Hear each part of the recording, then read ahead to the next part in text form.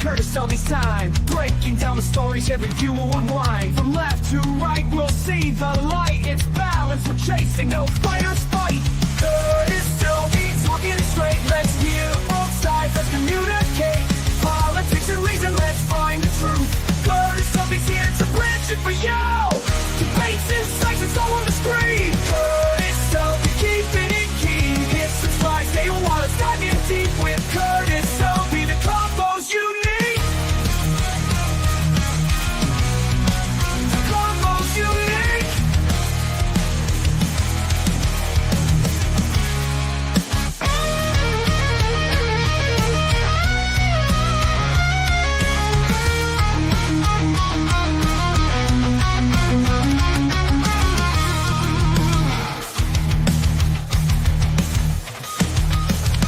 Days out with the cheerful whistle and guitar riff.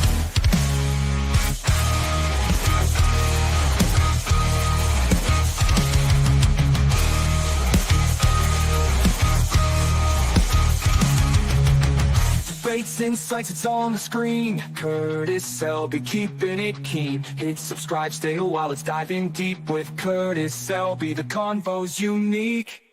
Curtis Selby, talking it straight. Let's hear both sides, let's communicate. Politics and reason, let's find the truth. Curtis Selby's here to bridge it for you. Debates, insights, it's all on the screen. Curtis Selby, keeping it keen. Hit subscribe, stay a while, let's dive in deep with Curtis Selby. The combo's unique. The combo's unique. The combo's unique.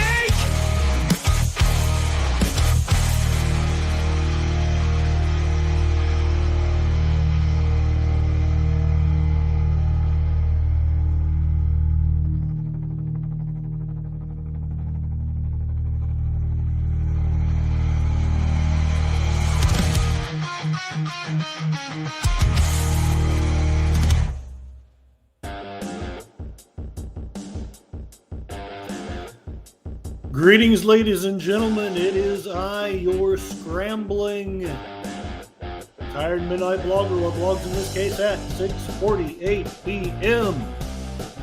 This has been a crazy week.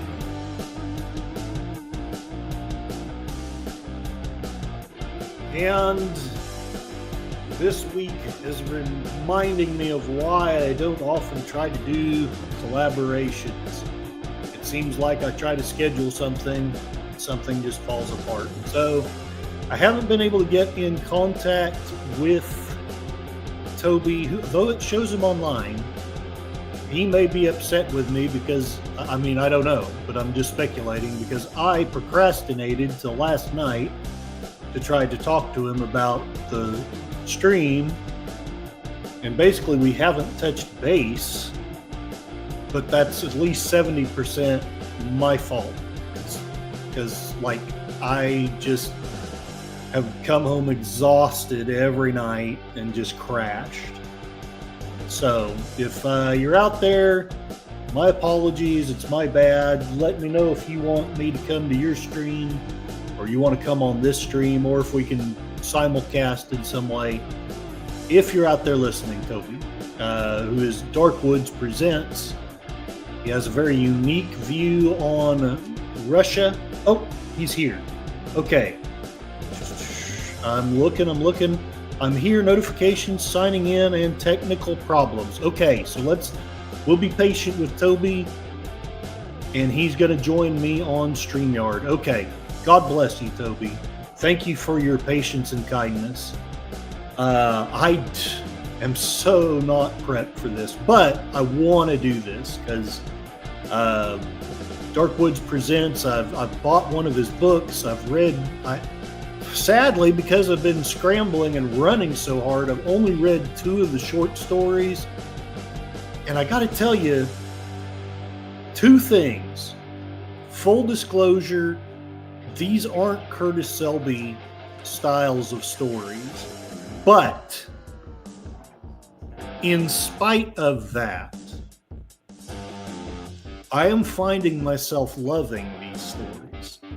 So hopefully Hopefully Toby hears that. Let me say hello to the people in the chat. On the Tired Midnight Blogger, one of the most unprofessional streams there is. Let's say hello to John Ponterero. His name is John Ponterero. And Connie Cleary. Hail, hail, and well met. The faithful bird woman of YouTube. One of the great wrenches. And she has a beautiful channel, Fluff Chick Productions, where she will play videos of her birds and often accompany that with Enya music. I am going to do a complete, there we go. This is who you really wanted to see. With all respect to Toby, we all know that it is Cassie, my overpaid assistant, who has been alone because it was too cold to take her today, and was just so happy to see me when I got home. It was almost kind of heartbreaking. And now she's like, Daddy, please don't leave. Please don't leave, Daddy. Cassie, Cassie. I think Cassie should be used to negotiate the end of the war with Russia.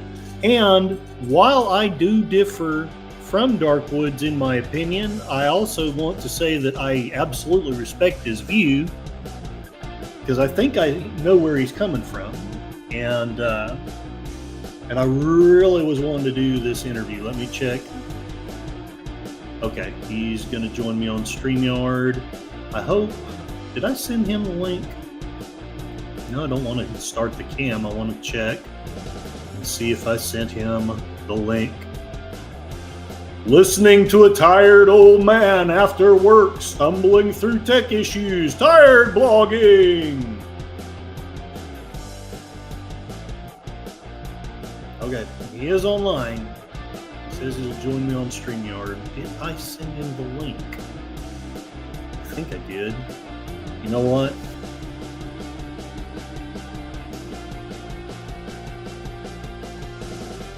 He hasn't. I may have forgotten to send it. I am wonderful. God bless all of you for being so patient with me. Okay, hopefully he can come on soon. In the meanwhile, I will try to keep you entertained. Again, please know that the foul ups here are probably 70 to 80% my damn fault. I did not communicate very well, but hopefully he gets the message and comes on soon. In the meanwhile, till he gets here, let's go ahead and entertain you folks with a herring. No, I will share some news about the channel. Hey, look, earn on YouTube. We are making progress. I have some actual paying members, which means that, at least in theory, I've finally earned, not made, but earned some money on this channel. And I think both of you who are paid are right here in the chat. So God bless you guys. Oh, John, that's brilliant. Henry Kissinger. I don't know if I can do Henry Kissinger. You know what? Okay. Yes, he is dead. I may try anyway, because hell, at least it would be. Oh, no. I was hoping that was him. Okay. We are making progress, though. As you can see, your efforts are working, and hopefully not totally in vain. 2,773 public watch hours, meaning we are 227 watch hours away from the first baby step of monetization, which will be huge to me, because even if it doesn't make any money, or it will earn some, but even if it doesn't turn a profit, that's what I've been striving for 2 solid years. And I definitely made a lot more progress in the last 6 or 8 months than I had in the previous time. And it's all because of this wonderful community who, for some reason, listens to my stuff. I don't get it. Okay. One more thing, and then I will do an interview unless he. Oh, there he is. He is in the backstage. So let me present to you another member of my Patreon. Actually, uh, the wonderful and intelligent and the aspiring author whose book I'm still reading it, but I am enjoying it very thoroughly. Dark Woods presents. Hey, how's it going? I finally got logged in there. They just Oh my have gosh. I had to go through 3 security checks and stuff, and they started a different live stream, so I had to stop that one. I'm And sorry. it's not your fault. Well, it is in that I should not have procrastinated. I should have communicated to you earlier. My lame excuse is work has just been drilling the hell out of me, and now I'm glad that I put the time when we did, because I literally had been home 10 minutes when I started to stream. So I just scrambled, and now here we are. I will stop sharing the screen here, and let me Excuse me. see. I can't share your name, and because some people don't. And Well, what's your channel? you can call me Toby. Toby. Very and good. and I think everybody knows that I'm Toby Nixon, but Toby yeah. Nixon. So Got it.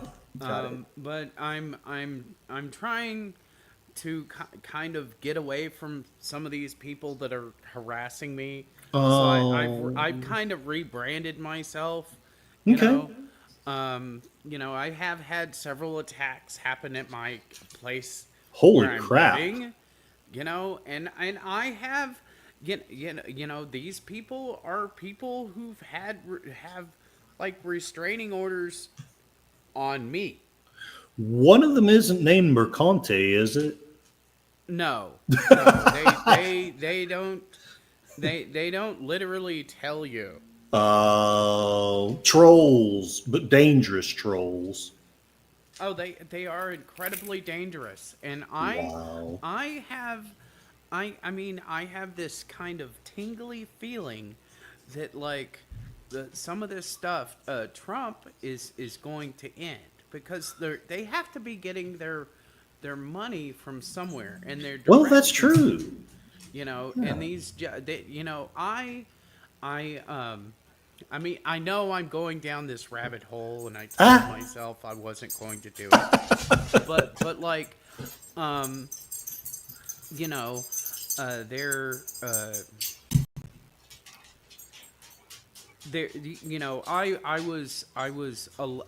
I got the votes to become our Arcata City Council. That's In fantastic. I can't even remember off the top of my head whenever it was, but it was in the early 2000s, Gotcha. and this I won against because there wasn't anybody running for this position. Oh, So well, so yeah. There you so go. so yeah, I put myself in the running for it and stuff because I saw some things that needed to be changed and stuff, and it was about you know the homeless population, and I was homeless. Basically, I Hmm. was living Hmm. in the woods, and I was kind of doing my own thing. I was waiting for my 24th birthday to be able to to be able to apply for college. Okay. So yeah, that's what I was going to go to College of the Redwoods in Eureka, Oh, wow. and so I was living out in the woods, and coming down into Arcata, and I'm not even going to lie because it's now legal. I was finding people who were growing weed, and then Hmm. I was helping them sell it. Yeah, You know yeah. that was my job. It was illegal, but we all know how that turned out. Well, one, So it's legal now, and two, I'm not going to wag my finger because both my dad and granddad were bootleggers, and to me, there's really no difference.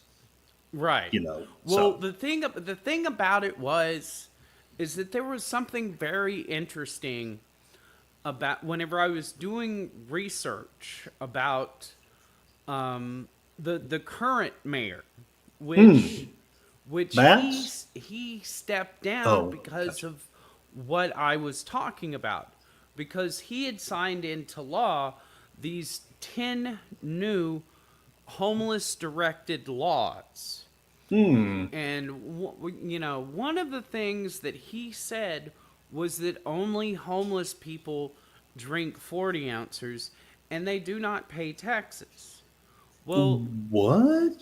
yeah, yes. Well, there is no IRS for Arcata City. They don't Ah, have an IRS. okay. Income tax barely gets paid by that. They might get some federal funding and stuff like that, but it makes no difference whatsoever. But, however, if you're going to buy alcohol, you do pay tax on that. You pay sales Yes. tax, you pay the alcohol tax and stuff. And I was like, that goes directly to what? The county. And I was Gotcha. like, therefore, the people who are telling us that we're not paying taxes, but we're buying every single one of their 40 ounces during it at all times, I see. I see. right? But Now then it's I making did some, sense. Okay. but then I made some checks on the then mayor, and I'm not going to mention his name because it's Yeah, yeah, it's there's been over yeah. and done with for a long time. We'll be You good know, people. Yeah. it wasn't merely an attack on him. It Right. was because of what he was saying about The me homeless. and Yeah. homeless people.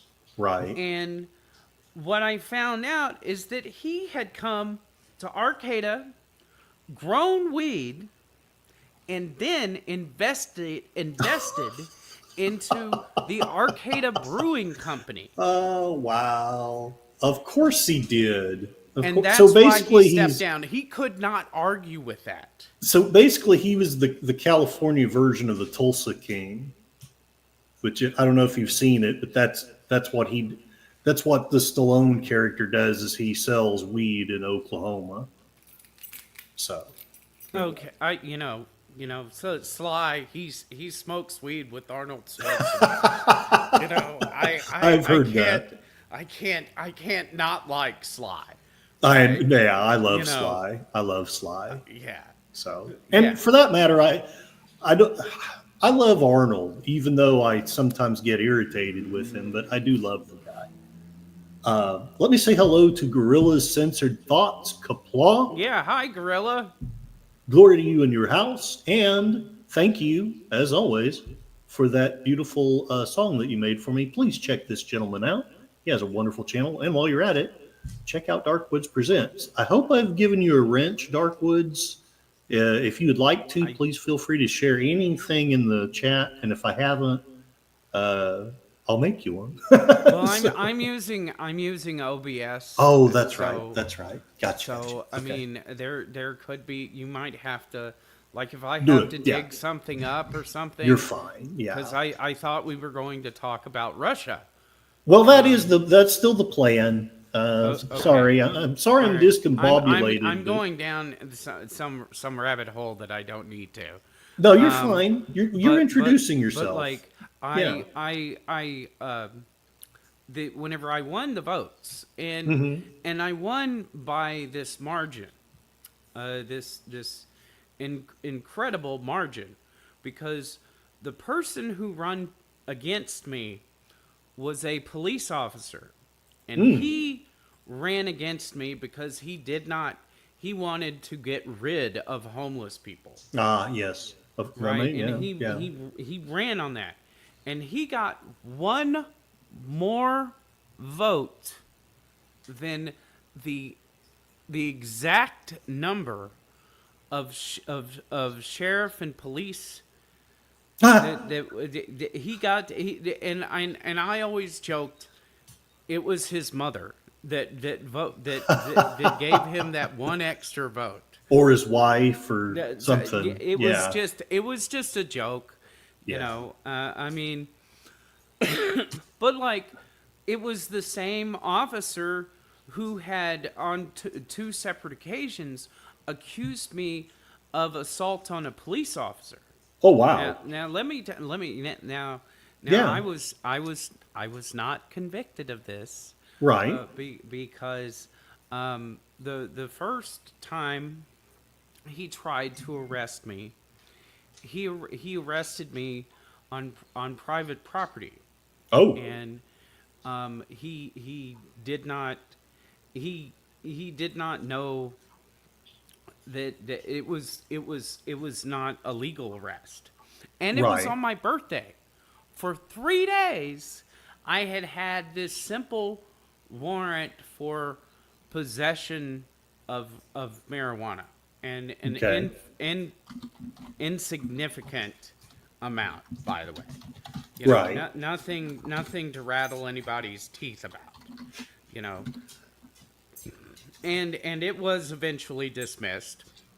You know, they gave me so many of these possession of marijuana tickets because, you know, I went to the plaza, and I was giving at 420. I mean, and this is Humboldt. This is like the main hub of the marijuana trade. You know, if not Arcata, then Garberville. Okay. You know, that was where all of it was coming from.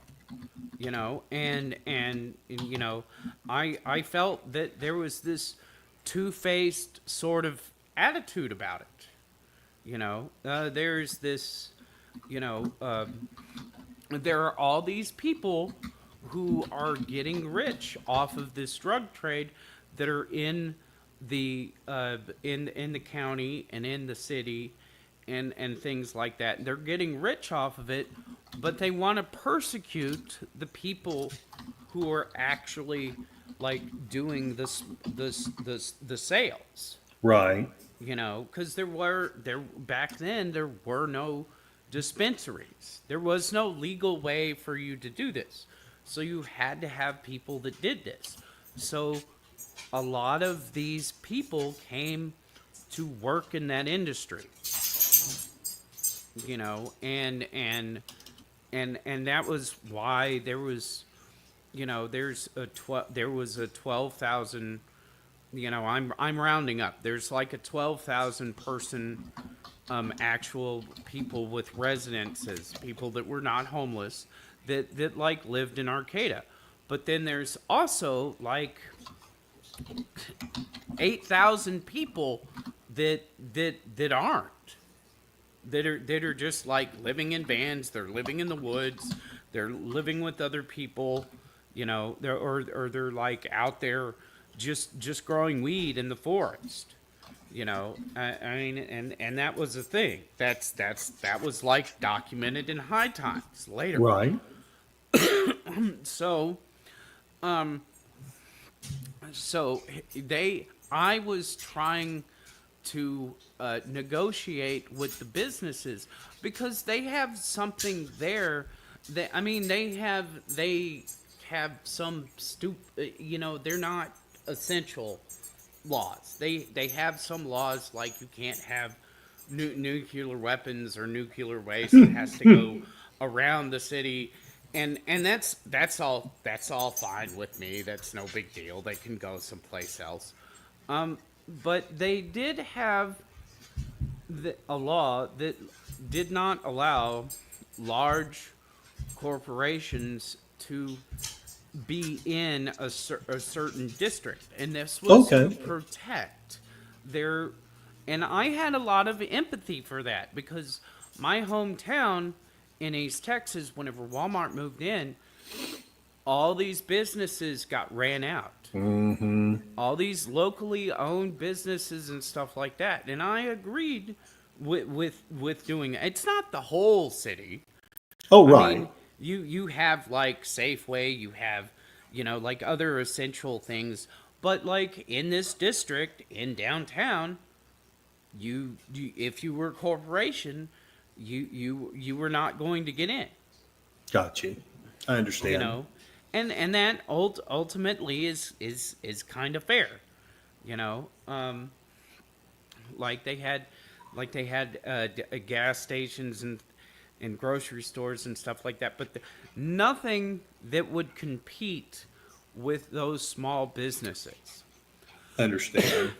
So my idea to help the homeless in that area was to put in a boardwalk because it's an oceanfront city, and they have lots of land out there that I mean they have some protected land, but then you could put in a boardwalk, and then you could put small businesses on that, and then it would be like an exciting tourist destination. But I was saying that if they just moved the small Arcata Endeavor and expanded their services and made this like a day late, because I've worked a lot of day labor before this, Right. and I would go to Eureka and Santa Rosa and other places, before I turned 24 and could go to school as an independent. I had to work those dirty, Mm-hmm. very, very low down jobs. That's mostly what I've done. You just kind of have to do that. Yeah. You have to eat dirt, and the thing about it was I was saying we just put in our own day labor, and then we give homeless people their own park, and then we make that kind of like a flop house, and make sure that the people who work get to stay that night, you know Okay. and and I wanted to put that on land that they nobody wanted. It's by the marsh, and it's Mm. by all this stuff. Nobody wants it. So I was just like, well, why don't we start developing your city because you have room to do it, Right you on. know, and you're going to have money to do this. You can get community block grants if you just do this. If you just decide to do this, I mean, it was an incredibly rich city. It had a lot of, like the Arcata Hotel. It's a marvelous place. It's a historic hotel. Just about every week there was some rock star that would be there. There would be some rock band, Nice. and it only made sense to make it more touristy because the people the people who lived there were mostly transient college students anyway. So you Right. have this whole place that's like mostly college students and mostly like homeless people. So you can't tell me that you want to remove like half of the population because there aren't any real native Arcadians. Got you. Okay. You know what I mean? They're very, very, very few. You know, and all these people want to be citizens of the city. They want to live there. They Right. things like that. is a very, very nice place. You know, but like a very few people did not see it that way. Yeah. But they couldn't. I mean, the way it is now, that most of the things that I wanted, they did in some way. But I suspect in a more, how can I put this? Conservative manner. Yes. Yes. You know, not that I'm you know, a conservative. I'm a far right. You know, Oh yeah, whatever by the we're by all far right. We're you all know Russian Jesus. assets here. You Yes. know, so we're all Russian assets. You know, we're Russian bots. On that note, let me say hello to the people in the chat. Kapla to thee. Glory to you and your house at Jeff B. And Horse123 can't wait to see the cinematic depictions of the Ukrainian Russian war. I'm curious as well. And Lady V. Ostanese, one of the great ladies of YouTube, one of the great wrenches. I'm honored to see you here. And Mark Melnikoff, Kapla. He's been in retail for 42 years. He's the Dirty Harry of retail management. Every dirty assignment that comes along is what he gets. And happy Valentine's to one and all. Not meaning to gloat, but I have a date tomorrow. So, anyway. Great. I didn't think that was going to happen this year, but there it is. I just hope that the woman brings you peace. You know, I will just be happy if she's kind to me for the one date. And I didn't say You're fine. bring No, you a you're piece. I Woo! said give Woo, you woo! peace. Those are two very, very separate things.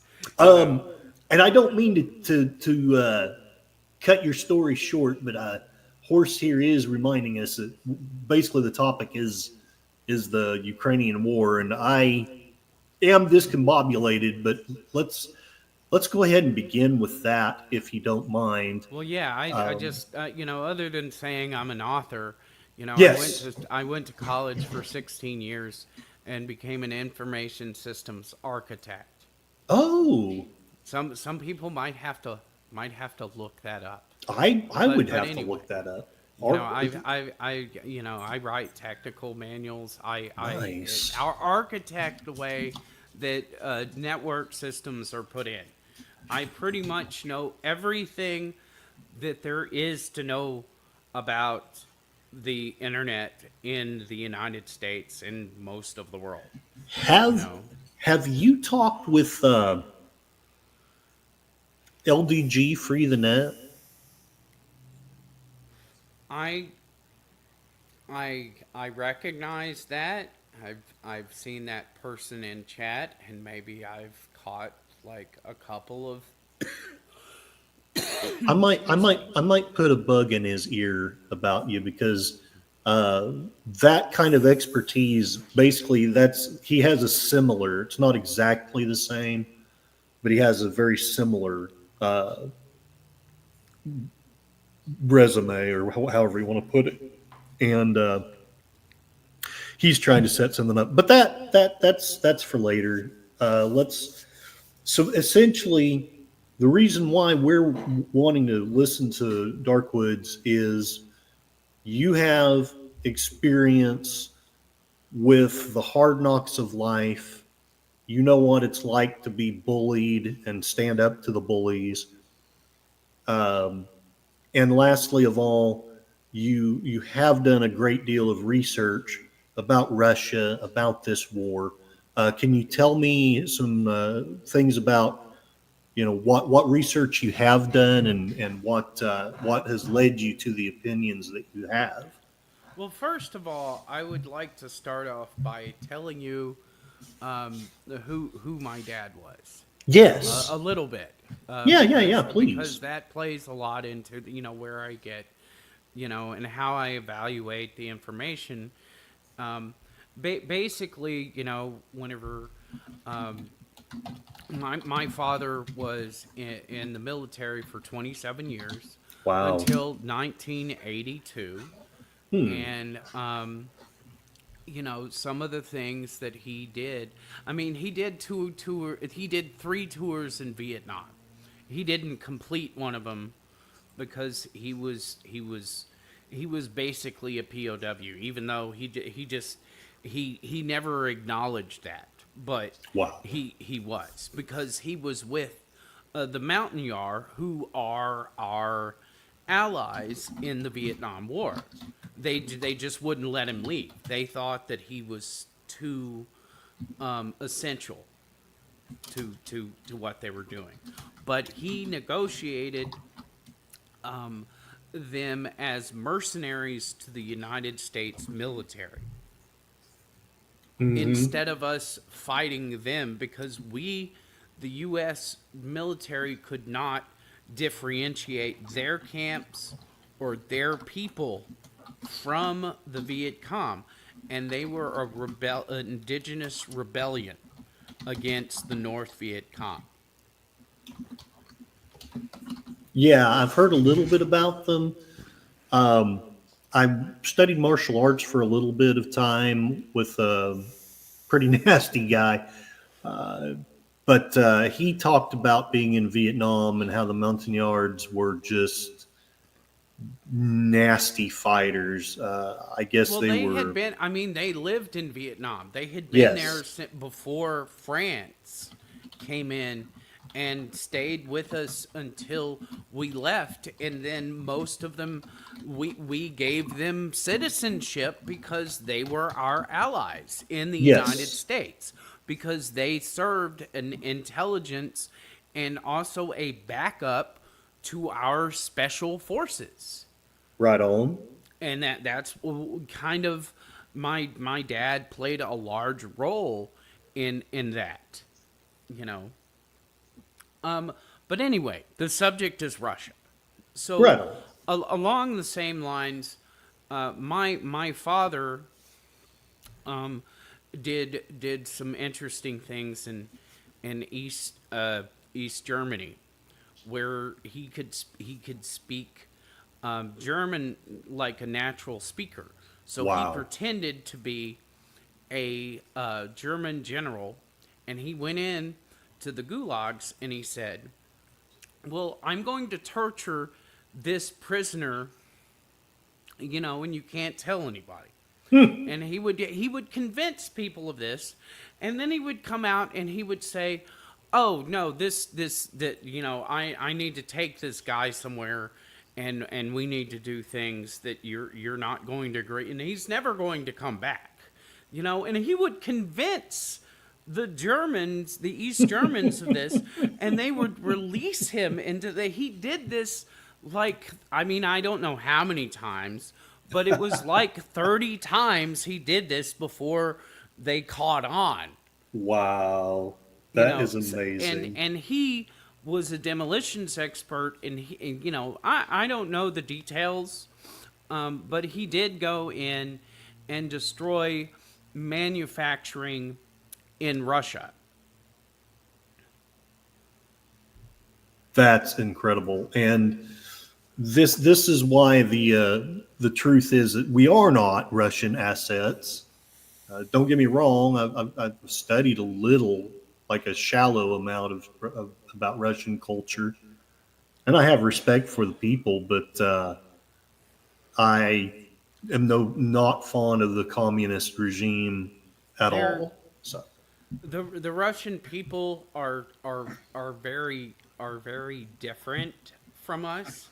I mean, they are the same in a lot of ways, and it did take the Russian people a long time to, like, overthrow communism.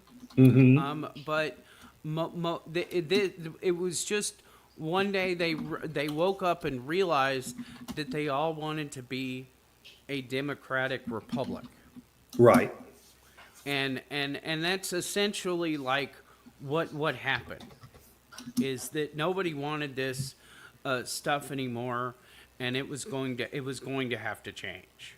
Right. So that's whenever Mikhail Gorbachev resigned and stepped down, and the Russian Soviet Socialist Republic went away. Yes.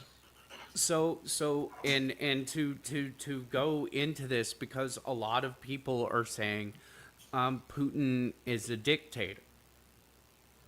That is what people say. That is true. Right. Well, I mean, I was just reading the Russian Constitution, Oh, and nice. there. I mean, there's a copy of it in English. I mean, you can just go to their website, um, you know, and he is a. They have a representative government, um, just just about it. Just about like ours. They have a legislative assembly like Congress, and they have a judicial, like the judges and things, and then they have the executive branch, which is the president. The president is Putin right now, Mm-hmm. and you know, uh, like if you wanted to change term limits here in the United States, you would have to go through Congress. Yeah, but you could do it. Yes. This is kind of what Putin has done. But their presidents run for a term of 6 years, not 4. Right. Right. So he hasn't really taken over dictatorial control of the country. You know, he has just got the Russian people. Mostly, they like him. Most of them. I mean, nobody's ever. There's going to- exceptions. Yes. there's nobody that's not everybody is ever going to like you. You're Right. not going to have that much popularity. But it's like Trump. He's amazingly popular right now. Yes. But he doesn't suit most people. There's And a good percentage who don't like him. That's true. That's kind of the way that it is in Russia. And they're talking about giving Trump like more terms in office, and we could very well see that. Maybe he gets elected again, maybe he doesn't. These things happen, but they are talking about extending term limits for people who miss to serve a term in between their 2 terms. So he could serve for like a 3rd or even consecutively a 4th term. Sashi is saying there's no term limits. And hello, Sashi, by the way. And Matt Cheatwood, hello. Well, no In term limits Malaysia. for Russia, or no term From term limits? Malaysia, sorry. Oh yeah. So we have a great term limits, and we are very comfortable and agreeable, and we kind of it makes a lot of people uncomfortable that they would even talk about allowing Trump to run for more terms. And it kind of makes me feel uncomfortable too, but I get I'm it. like, it's not out of the realm of possibility. It's not like they're saying that they're going to delete him all over the internet, delete all Republicans, all right wingers, this, that, and the other thing, all over the internet. It has surprised me, some of the vituperation that's out there. I suppose if I was on the other side, I would get it, but I don't. So I don't they're get all the kind of rage.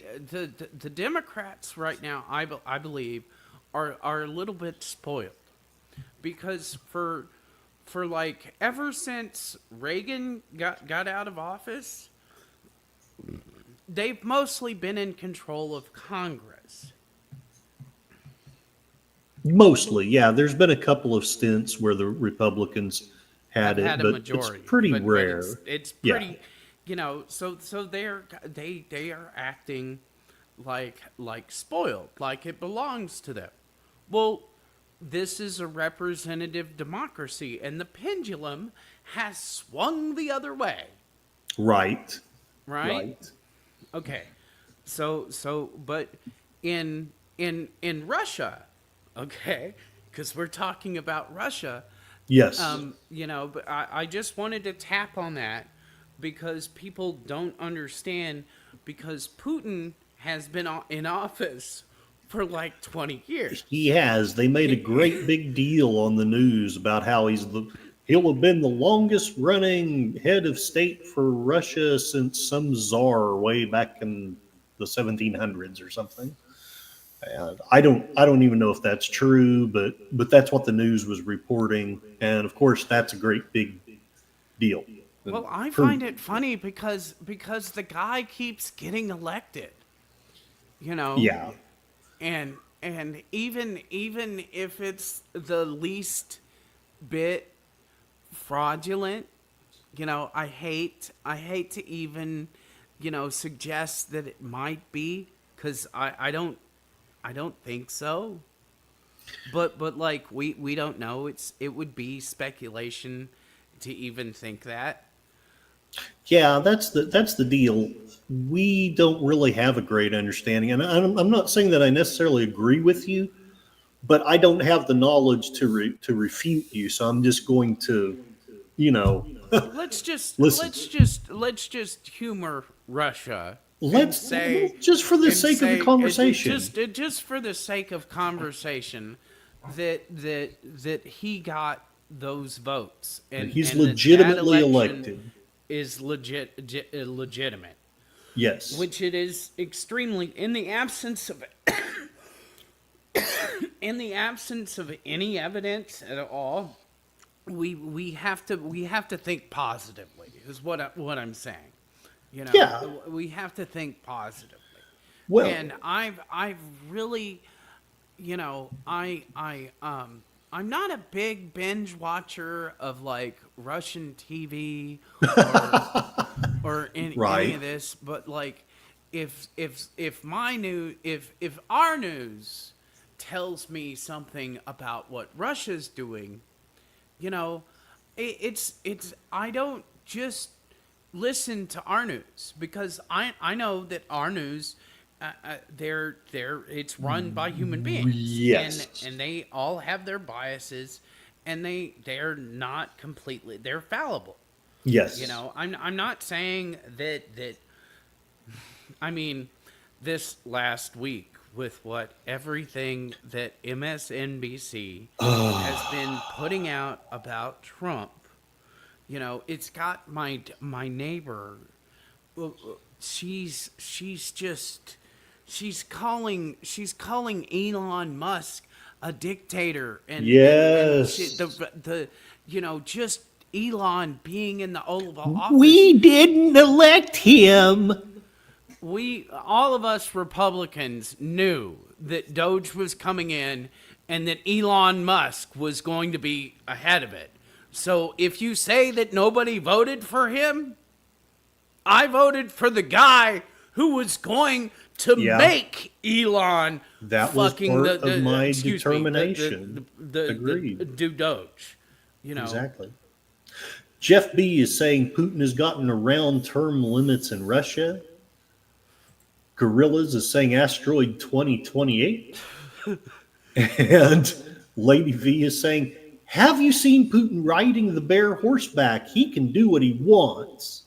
Okay, so I want to start narrowing this down because Yes. we want to talk about the Ukrainian war. Yes. But like I wanted to clarify, he's not a dictator. the legislative body doesn't always do what he wants. And You know. and I'm certain that there's listeners who won't agree with you, and I'm not 100% sure that I agree with you, but for the sake of the conversation, let's say that let's just accept, for argument's sake, for this conversation, Well, let's save. Putin's How legitimate. about we save, the discussion, the kind of the argument and why you feel that way after I explain. Yeah, yeah, we can do like that afterward. Yeah, Just I think that would be more just productive. chat. Yeah, Just hear me out. I am. and I'm and then listening. and I'm then listening. and then we can have a discussion, and that's perfectly fine. So that works for me. So, since 1994, whenever Russia stopped being the Soviet Socialist Republic, and mind you that China did not, by Right. the way, Right. that it has been a democratic republic, and it has not, realistically, it hasn't been that long. Really, Okay. no. What, 33 years, something like that? I mean, I was born in '78, so it's Yeah. not even old as I am. Nope. Yeah, same here. So like, anyway. Yeah, it's a very young so nation. It really is. Yeah, we can't think of them as It's a weird thing. It's a paradox because on one hand they have hundreds of years of history, but technically this nation started in 90. I think it was 91, 94, 1994. well, it's like '93. Like it's a bit more complicated than I'm making it seem. No, you're fine. I mean, I'm not going to like beat the you up if you, Constitution, I think I was just looking at it, and don't kill me if I get it wrong, but the Jackbooted thugs are gonna Constitution get you. says that it was 1993, but it was like 1994. The world recognized that this was a new and stable government. Right on. So that's kind of where I'm. Once 1994 happened, we no longer needed NATO. I would concur with that. I really would. I know Okay. a lot of people won't, and I'm okay with that, but that's Now, actually something I agree with you I know about. that some people might get mad at me for saying that. I have friends on both sides of the aisle that would not But agree. the thing about it is that NATO is a separate sort of military thing, and it needs money. Mhm. And the thing about it is that it needs the red menace. Yes. Okay, to make Russia now seem worse, that so it can get money. I mean, Yes. I want people to deeply realize this. That NATO needs money, and but the United States and Europe and everybody should not be so. We're stuck in the past. Yes. Well, it's not necessarily us, because we're the United States is being pumped with propaganda. Anyone when their governments don't let them have pews. Lady V says, I think he's doing great. I'm assuming she means Putin, or maybe she means Trump. I'm not sure. What's the alternative for over there? So yeah, she means Putin. If he shows any weakness or drops his reign, China would move in on it. He's smart. He knows if he doesn't do it, a greater evil will. I think that's something to consider. I really do. Mm-hmm. So- Are there more comments? Oh, shit tons. Let me get through them all if it's all right. Gorillas says it's hard to vote for the other guy when there's a pew pew to your head, which is a point. Lady V says there's the biggest problem with the United States. They are funded to push whatever message programming that an investor chooses. She also speculates, wouldn't it be entertaining to find that there never was a Ukrainian war? Lady, you and me think alike. She's a great lady. She sure is. Her mind is dark and devious. Matt Cheatwood, when he was in the army, we were still training to fight the Soviets. Lady V, who cares if people get their mankinis in a bunch? Gorillas, I'll give you more respect than I give Snopes, though that's not saying much. Jeff B, Putin is across. Isn't that beautiful? I love these people. Yeah. I like that, Jeff B. Snopes. Oh, come on! Snopes is the be all and end all. That's the standard that we got to hold ourselves to. Putin is a cross between George Washington and FDR for the Russians, according to Jeff B. John Pontorero. Bobby Kennedy, yeah. Bobby Kennedy. Lady V, we've been told lies about any opposing country, including Iran. These countries simply want to preserve their culture at the core. Matt Cheatwood, the cognitive dissonance required on the left to scream Russia bad while loving socialism at the same time. Somebody had to say that. Yep. And I'm glad he did. I'm glad you did. So we have a situation where for 30-ish or close to 30 years, Putin has been arguably, and again, for the discussion, we'll accept the argument, democratically or republicanly elected as the legitimate president of Russia. And meanwhile, okay, I'm going to ask the one quote unquote gotcha question that I said that would probably be the hardest one. What do you say to people who believe Putin is a dictatorial aggressor, although we're not saying that ourselves, but I'm just saying, what do you say to those people? And that basically the speaking of Russian in public, they gassed people whenever they protested.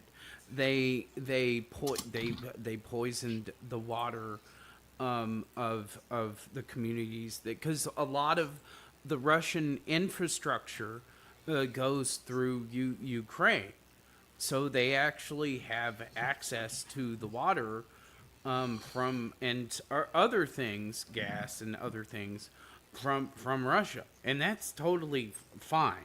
Yeah, that's not even something abnormal. You know, we're pumping oil and gas and water both to Canada and from Canada and to Mexico and from Mexico. You know, it's just one of those things that happens.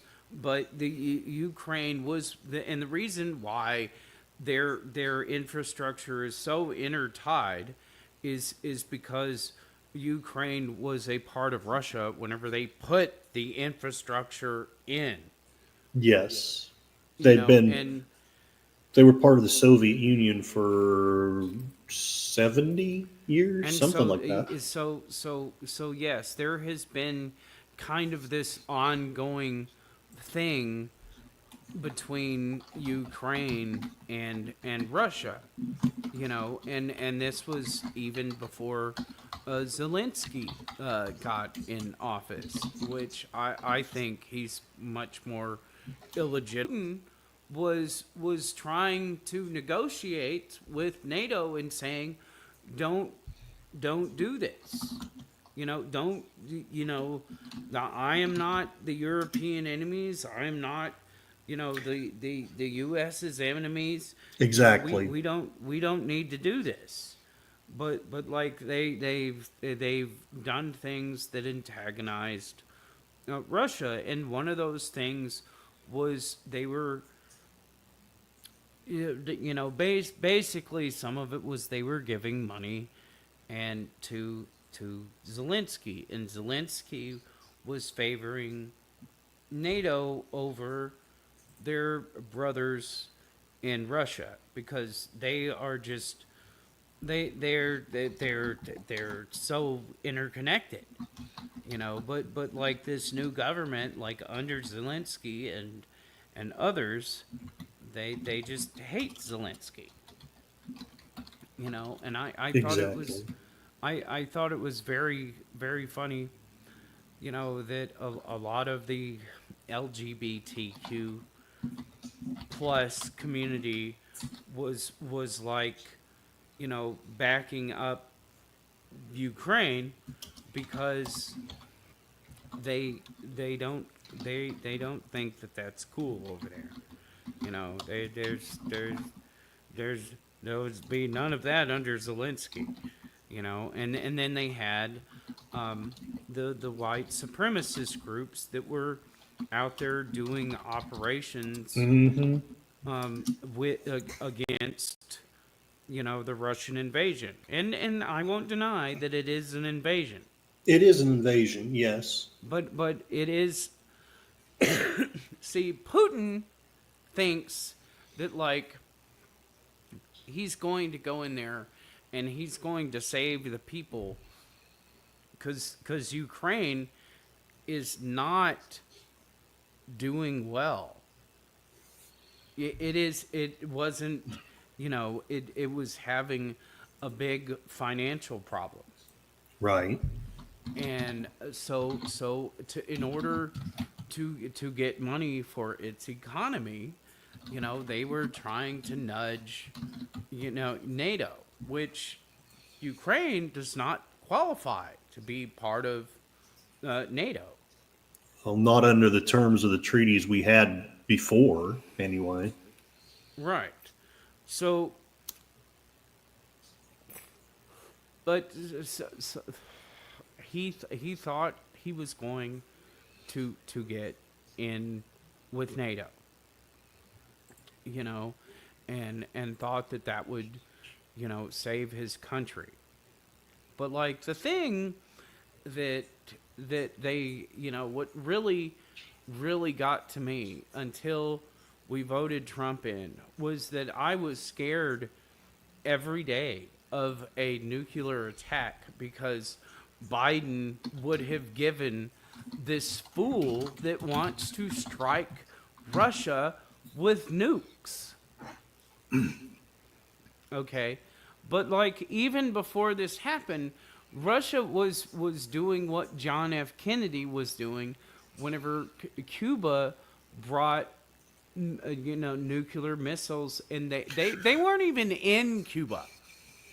By the way, they were just talking about it, and it caused like the whole CIA to light up, and the president to have to call them and say, "Don't do that. We are just going to nuke the shit out of you, and then we're going to be in a war with Russia. We're going to launch nukes at Russia," and everybody that's part of that, whole red thing, our youth, to think that Russia is still the most evil, Soviet country in the world. But like that. Yes, Matt. There were ships on the way to Cuba. They had not gotten there. He was just warning them, that we were going to hit Cuba with the atomic strikes if those made landfall. If they didn't turn those boats around. So that's kind of that. Ukraine is much closer to Russia than Cuba. Oh, yeah. So It literally borders on Russia. the only thing that it had asked of the Ukraine was to be neutral. That's the only thing, really, that it had asked of And Ukraine. just don't join NATO. Just well, Everything that's one of the else. things about being neutral, because NATO is not neutral. Yeah. NATO is a military that they want I mean, what NATO's purpose is to control the growth of Russia, which is Yes. an insane sort of idea, you know. And they have been arming up the borders next to Russia for years and feeding us all this crap. But NATO doesn't protect us from China. And China is actually like a Soviet socialist republic, you know. Lady V is asking if she Oh can. yes. Yes. Yes, if you want to do beta reads for, or listens rather, because I'm posting them, I have taken a break because I haven't gotten any feedback, Feedback, and right? I need feedback, to work on, the voice tracks for the audiobooks. So if y'all are interested in listening to that, all I'm asking is that people give me feedback on the sound. If they hear something, and that's other than my speech or whatever, the sound quality is bad, let me know. I want to produce a quality product, and I need people to tell me, because I'm not, I'm not with a big time publisher. I'm self-published.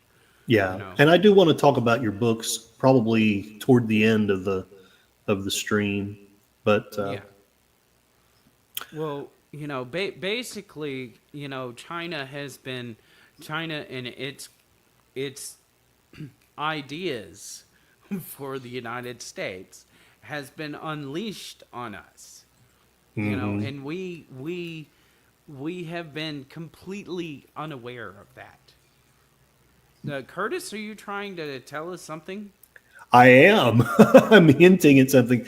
One of the reasons why, even though I don't 100% agree with you, I absolutely think that your views need to be out there and shared, is because I don't think that the war has any hope of Ukraine winning. I hate to say that, but I think it's the truth. And this is what my biggest reason why. It's the same reason why the South couldn't beat the North in the Civil War. Ukraine has lost 77,633 people, fatalities. Russia, 8,659. And I'm telling you, almost none of those Ukrainian men wanted to be in a war with Russia. No, They did no. not. No.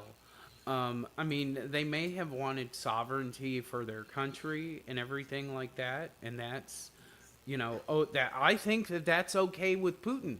I think that the sovereignty of their country is very important. But the thing is that they were trying to make themselves a platform to attack Russia. And that's not cool. At And least if you're Russian. if Cuba was doing that, for China today, what do you think would happen? Oh, well, I don't even know if I want to speculate, but if they did it invade, but that's today, not. yeah, We might invade. yeah, That would be like something that we would do. there would be at least another Cuban Missile kind of crisis. And we do these military incursions ourselves all the time. Yes. The United States does this all over the world.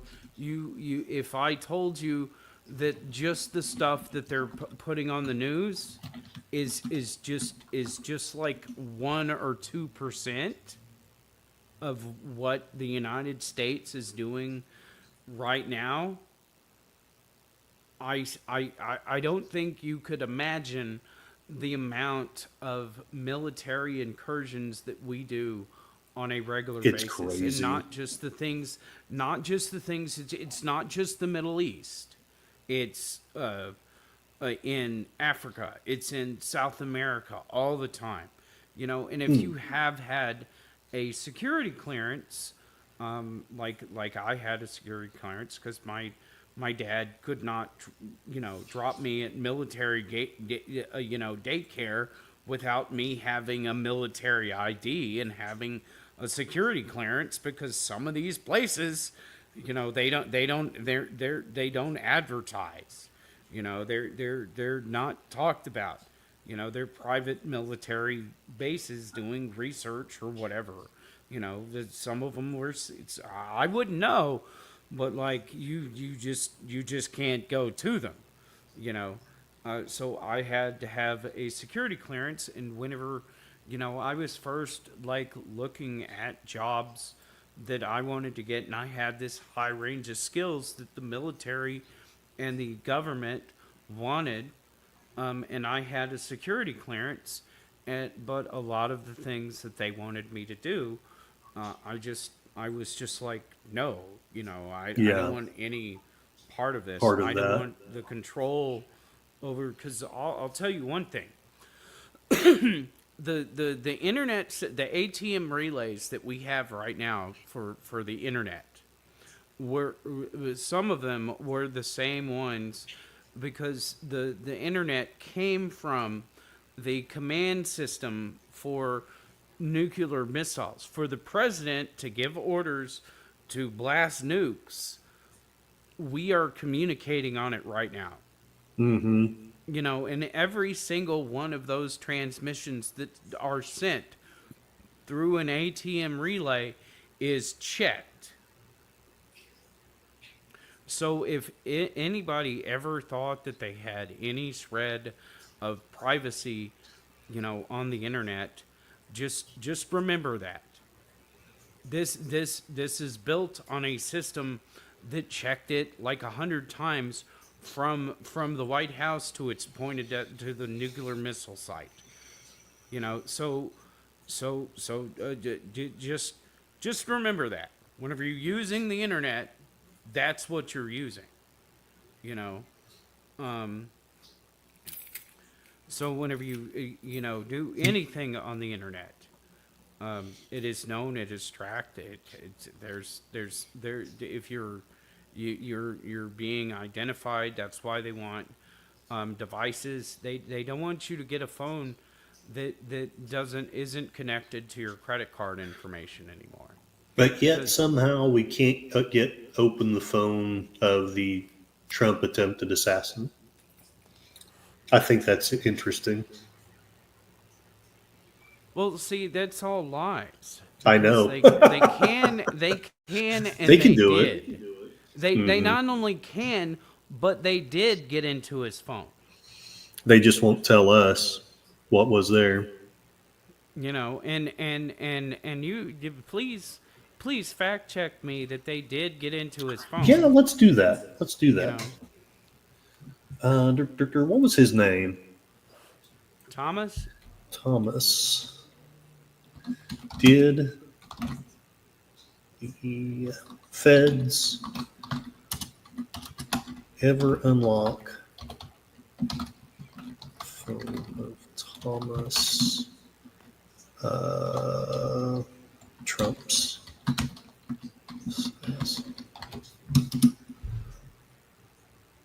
Well, there's images. There's always images. PolitiFact. The FBI did unlock Thomas Matthew Crook's phone. So yes, but the news that I mean, these are just some, in comparison to like MSNBC, and we only get suggested stuff for news like on YouTube, but because they pay YouTube to get those views, and places like PolitiFact have biases. So they will only cite sources that they think that they should. It's all an incredible bias. But in this case, they're absolutely true, and it proves like what I was saying, is like Thomas Crooks's phone. They just bullshitted the American public, and then just let it out as like a quiet sort of thing. Like you didn't hear it on the 10 o'clock news that they really did, unlock his phone. You know, So the FBI acknowledged it had struggled to get into foreign-based encrypted accounts on Crook's devices, but the agency ultimately succeeded there too. But here's the trouble. Here's my, and I'm not calling BS on you. I'm calling BS on the FBI. Where's the information? What the hell? I mean, they're giving us some vague details here, but not enough to make me happy anyway. well, all we can do right now is to speculate on what that information was, and another thing that went quietly out was that because they did Trump signed that executive order, making the records on JFK, and I haven't been able to look over that stuff, Yeah. but it is out there, and some of that information, not quite a lot of it, suggests that in the beginning that they thought that there was more than one shooter. More than one shooter. Hmm.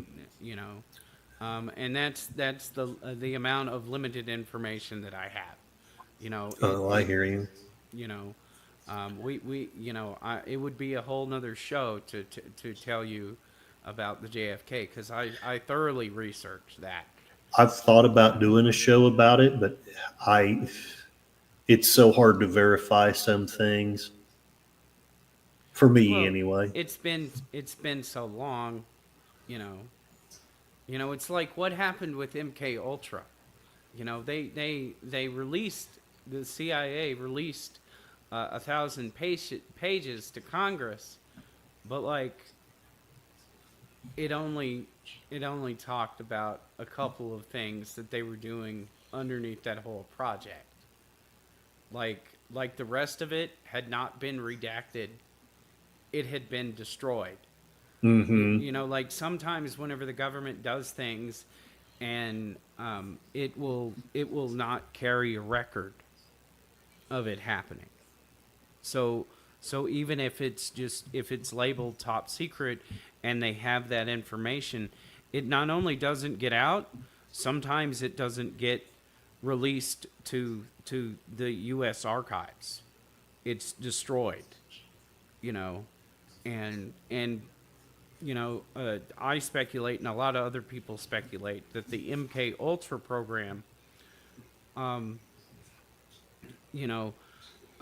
did a lot of this deleting, because some of the things that it just didn't match up. They just didn't have records for the whole program. They had, and they admitted that, and it was because it was destroyed. Like with Watergate. Yeah.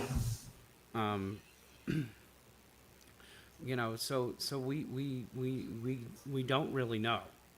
But like my dad was actually that did security on that project, and I knew a lot of people, that were a lot of the doctors and a lot of the people that were in MK Ultra, and then, and whenever I started investigating into this, with my book, and even before that, because I was just interested in these things, because I wondered what the hell was going on at my house, whenever they were talking about whatever, I wanted to, and the impressions that I had, of this, I wanted to understand it, and Yeah. and Soldier of Pain is kind of like, well, you know, we live in this universe where, you know, MK Ultra happened. Well, the fiction is, you know, basically that they've created, you know, genetically modified, you know, super soldiers, Hmm. and this is like their story, you know, and that's what Soldier of Pain is about. It's fiction, but like, you know, because I definitely wanted to write something about MK Ultra, and you know, I so I did. understand. Yeah. But like, you know, going back to the Russo-Ukrainian war, you know, I, you know, anybody out there who's saying that this is so aggressive of Russia, and that, you know, that the Ukrainians don't want this or anything like that. For one thing, they don't understand that there are massive amounts of voluntary refugees from Ukraine. And I'm not talking about military personnel. I mean, Moldova and other places have opened their borders to Ukrainians despite the orders of the Ukrainian government for all men, you know, basically to stay in the in the country and fight the war. Hmm. Well, a lot of the territory that they took at the beginning, all of those people basically surrendered to Russia, you know, on mass. You know, they didn't fight this at all. It wasn't like they were taken prisoner or anything like that. They were given apartment buildings they have in Russia. They did this incredible humanitarian sort of mission in those places like Crimea and places like that. And a lot of because a lot of those people in those areas thought of themselves as Russian. Yes. You Yes. know, so a lot of them on the east side of Ukraine just simply was like, you know, okay, you know, this is not something that we want to, you know, fight about. So so they and then you hear about some of the people who are living in Ukraine even though that there's this war going on.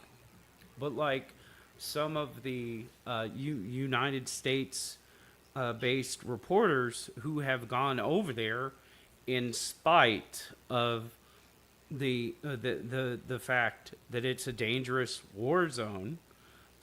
They have seen where Ukrainians have killed a lot of, you know, and not accidental, like whenever you, because there's a lot of accidents whenever you throw bombs, Yes. missiles at a country. That's going to happen. And some, That's you true. know, and I know that we, the United States, we, you know, bomb like hospitals and schools and stuff.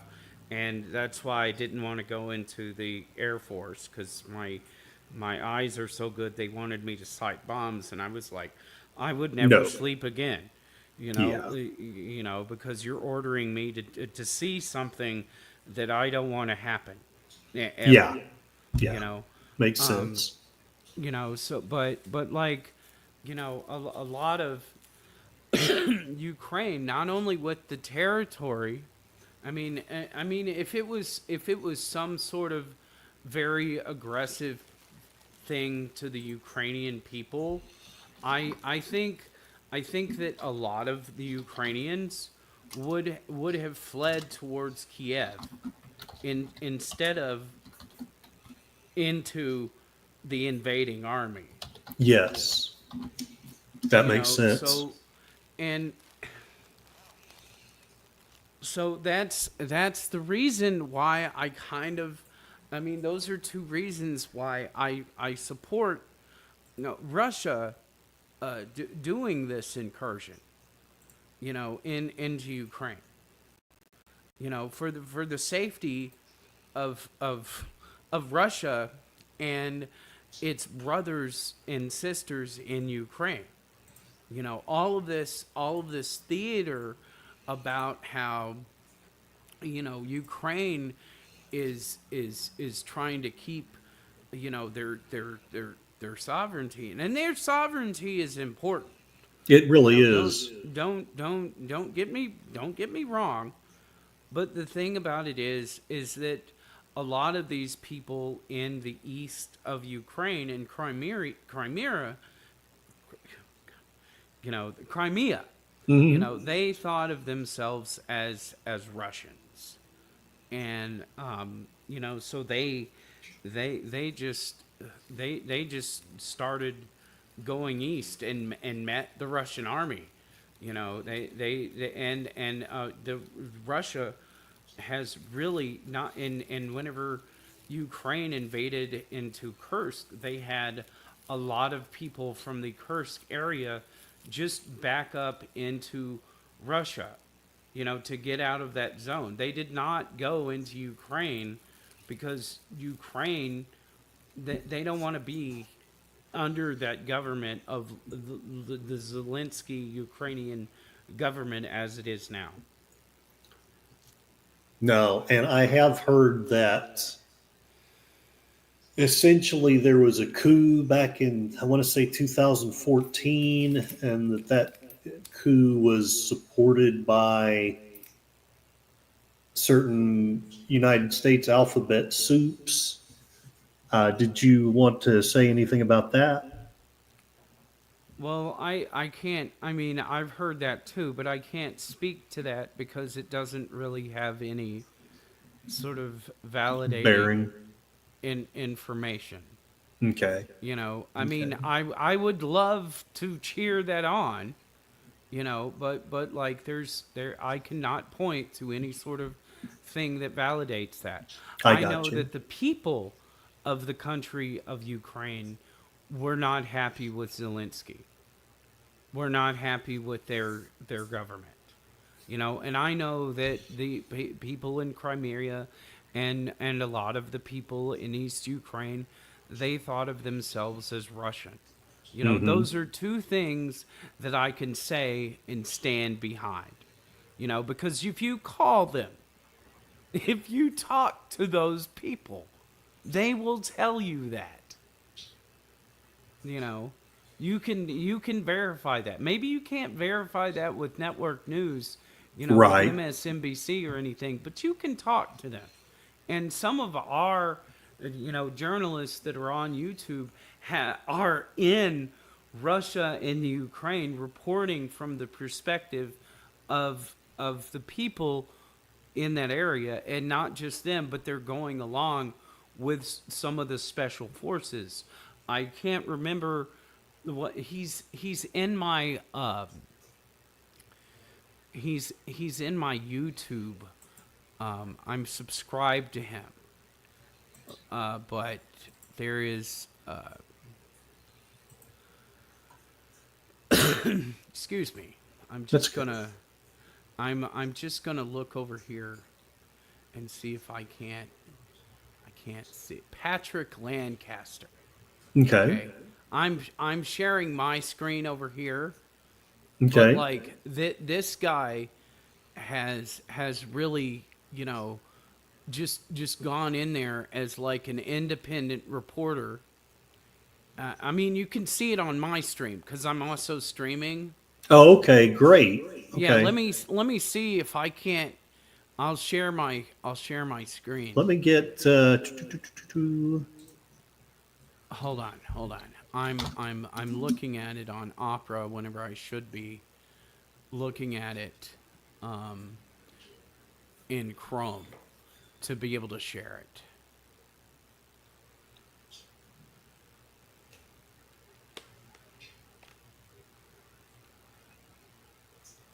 Okay, so this guy Patrick Lancaster, you know, he's born and bred in America, and he hardly speaks, you know, Russian, but he has inserted himself, you know, as news media among like the special forces, and then you know, talking to the regular citizens, both in Russia and in Ukraine.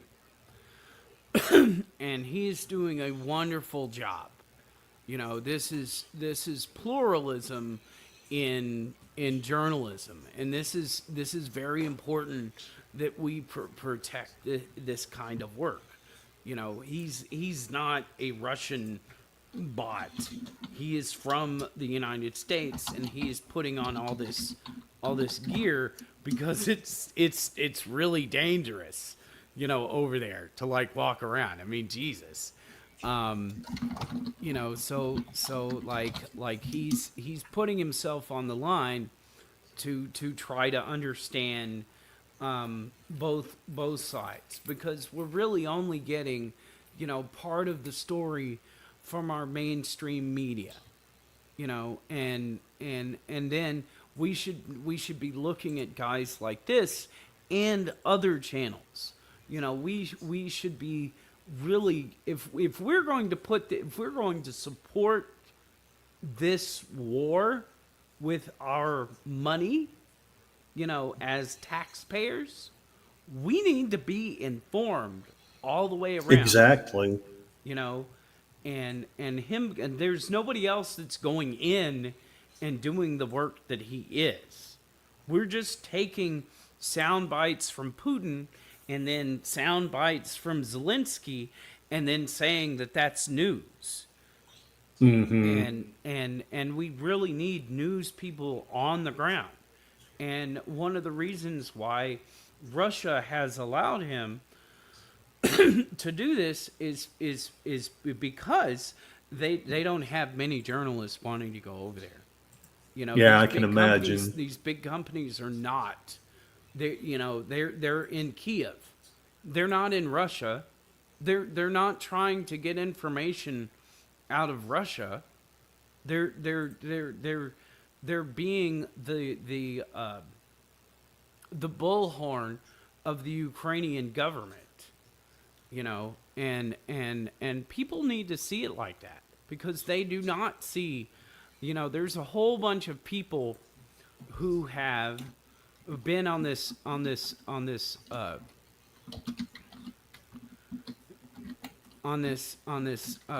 tirade about you know, Russia being the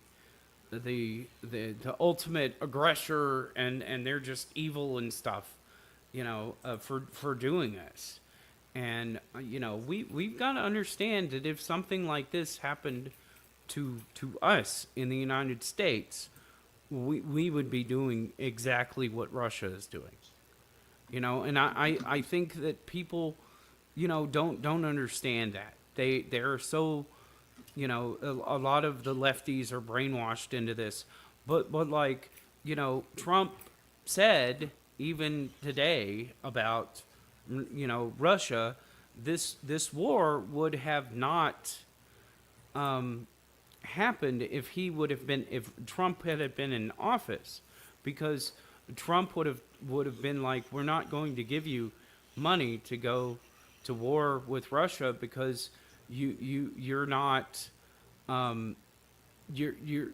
that's not something we're going to do. We're not going to expand NATO, you know, because it's not necessary.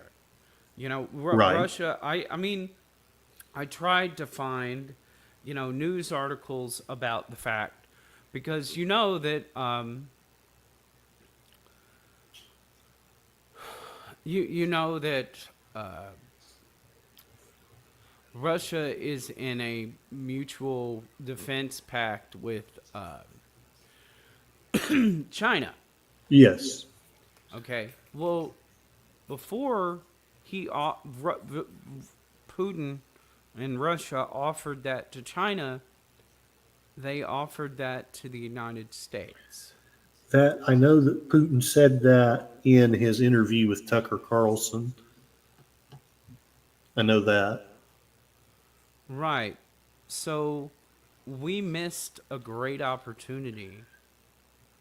You know, because people these days, Generation Y, Generation Z, Generation Alpha, they don't they don't understand that we have this incredible buildup of nuclear missiles to fight with Russia, and Russia does too. In fact, Russia probably has more nukes than we do. I You would know, assume so. and people are not seeing the whole military power of Russia, because basically what Russia did is that they didn't sell their war manufacturing facilities. Right. They mothballed them. So if you this is just a trickle of what they can do. And I'm not trying to scare anybody. That's just what they did. They don't Yeah. operate like this. They can serve. We do not have that capacity. We can't just tomorrow start building tanks like Yeah, we did in World War II. we should have had it, but we We don't. should have. We should have had it. We should have had it. We should have been doing what Russia has been doing, which is just mothballing these things, because tomorrow they could open up these factories that make bombs and tanks and boats and whatever, and they would just get contractors to go and do it in that space because they're fully equipped. They would be making tanks by the next day. They would be rolling them out. And that's something that a lot of younger people don't understand. No. Is that we have a chance to end the any future scare of nuclear war simply by being friends. And I'm not saying we become a state of Russia. Oh no, No, of course I'm not.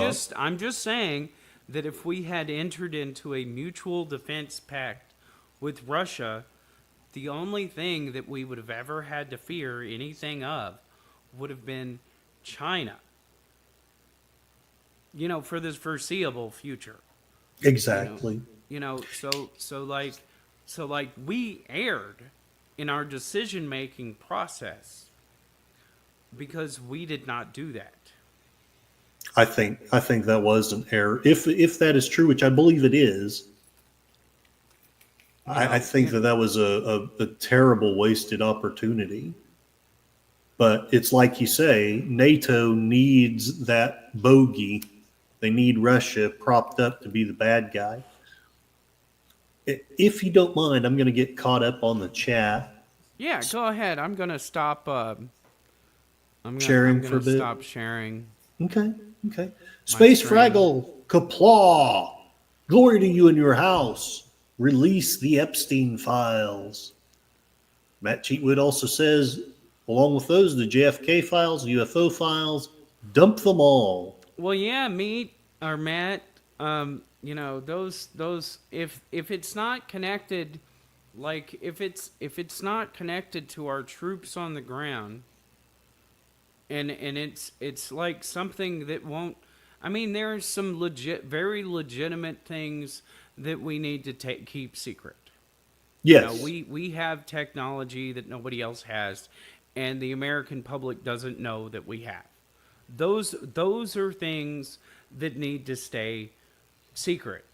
But there are things that have to do with what we know, like the Epstein files, the JFK files, the UFO files. They don't put anybody's life in danger. And I think that that's where we kind of should draw the line on being top secret. And I think we're coming around to that. Like with the Trump presidency and stuff, he hasn't even started. They haven't even started digging into the military yet. No, they haven't. That's true.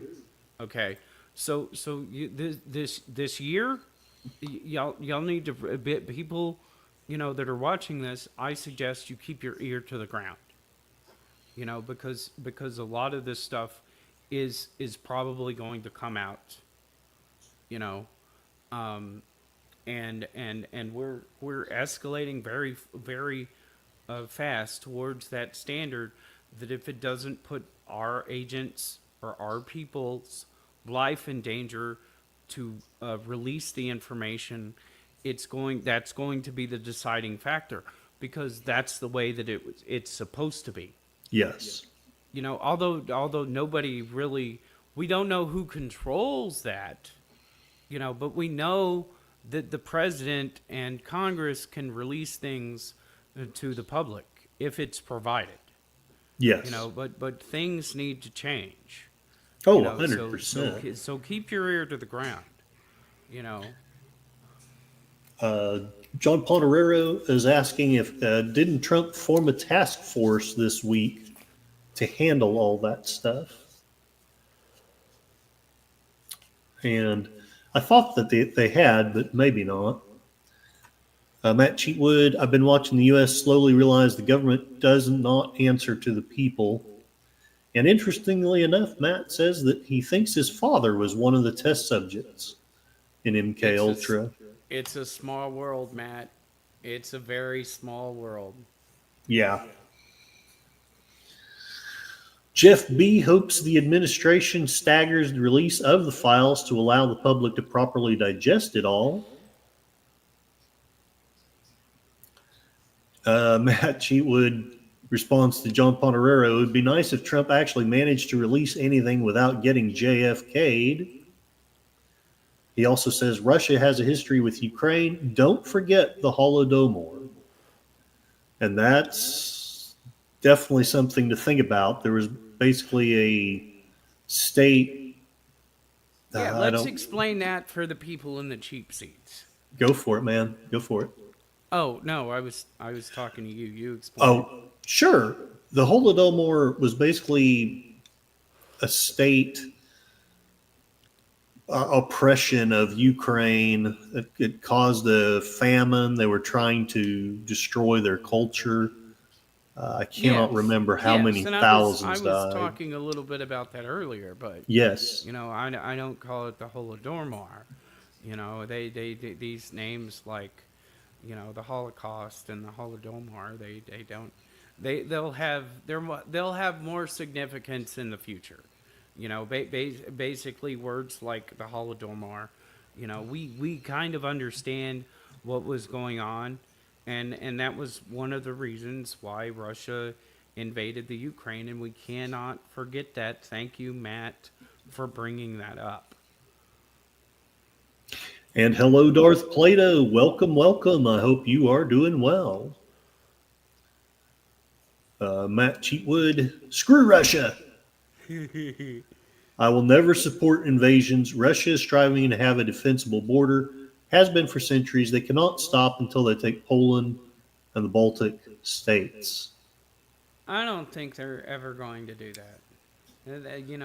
Poland has been spoiling for a fight, but it's this thing about NATO.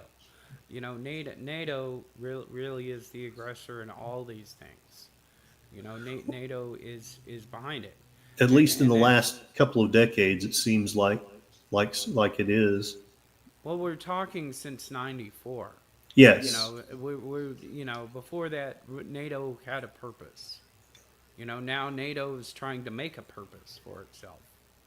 And that comes from the that comes from the desire to get funding. I can tell you where that comes from. Darth Plato says the roots of this conflict comes from the Bucharest NATO conference in 2008. NATO announced Ukraine and Georgia would join NATO. Russia said the hell they would. Russia invaded Georgia that same year. Yes.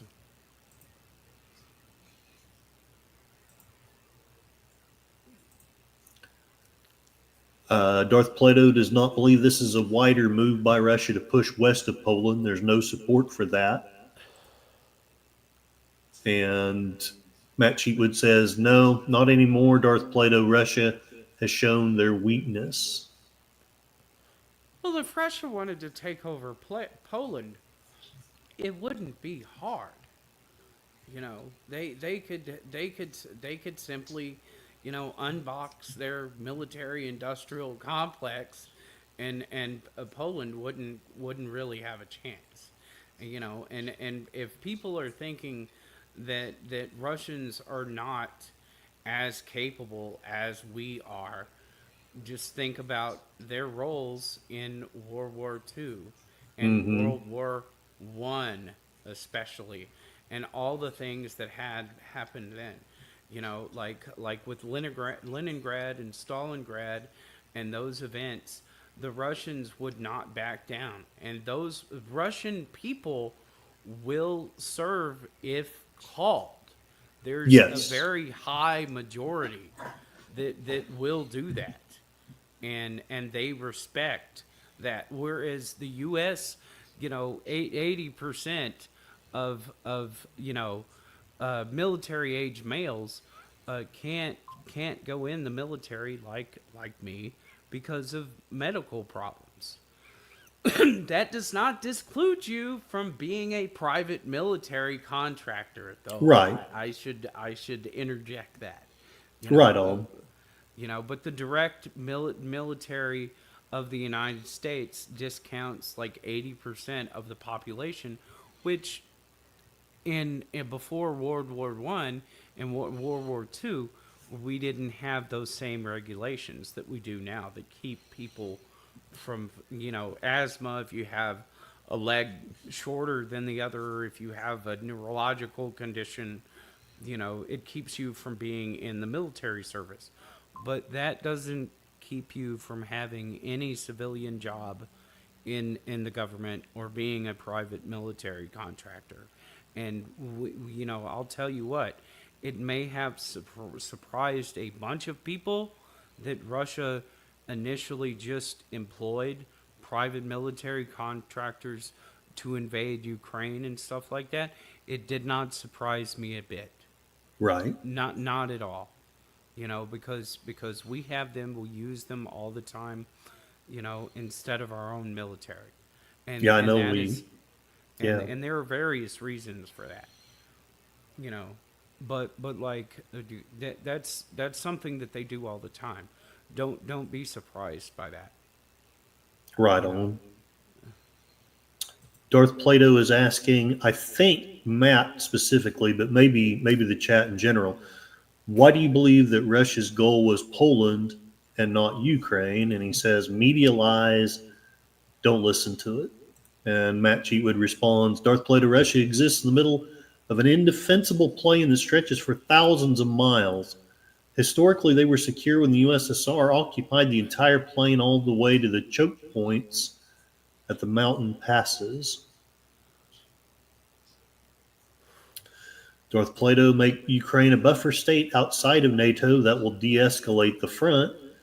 Jeff B. Unfortunately for the Poles, Poland is a gateway between Germany and Russia. Yeah, exactly. Darth Plato, there is no Mackinder strategy in play now, and I must confess ignorance. Dark Woods, do you know what the Mackinder strategy is? No, but Let's look it I up. just I just wanted to say this. I don't think that Russia really has any aspirations for stealing more land, in the west of Russia, rest of Russia. They don't want that. They don't need that. And this war to Russia is not about that. You know, I think Russia is very intent on its purpose, which is to rid Ukraine and possibly NATO of the ability to this is Russia putting its foot down. That NATO is not going to be more aggressive to Russia. And I agree that NATO should not be, we should not be aggressors. No. We should not be, at war at all. That would a war between the United States and the rest of the world with Russia would just be disastrous for the entire human population. and people do not get that. It would not just be the people of Russia and the people of the United States and the people of Europe would not just be the only victims. Because a nuclear war would would of that size would affect us from pole to pole. Even if Africa and South America were not hit by one missile, it would cause a crisis of unimaginable horror. Yeah. And we must remember that whenever we poke the bear that is Russia. Yeah, I think that we need to find some. I remember all the joy and all the elation when the wall went down, watching the world wake up from history. You remember that, I'm sure. And we all Absolutely. thought there's not going to be any nuclear wars, there's going to be peace, freedom is going to spread everywhere. And it started to happen, and then everything just fizzled and because didn't work because a out. lot of a lot of these intelligence agencies across the world make a lot. They are funded to fight against Russia. Yes. And it's very hard to get intelligence operators into China. We are just not ethnically like them. We it's hard for Americans to speak Chinese. It's hard for Americans to blend in. That's why it's so hard to put intelligence operatives into China. And I'm going to say that it is a little bit difficult to put Americans into Russia for that same purpose, Yeah. for kind of the same reason. But we're lucky in the fact that we kind of look like them. We can sort of pretend to be Russian, you know. But it is not like German. I have I'm of German descent. I'm a Jewish, German. My maternal line is Jewish.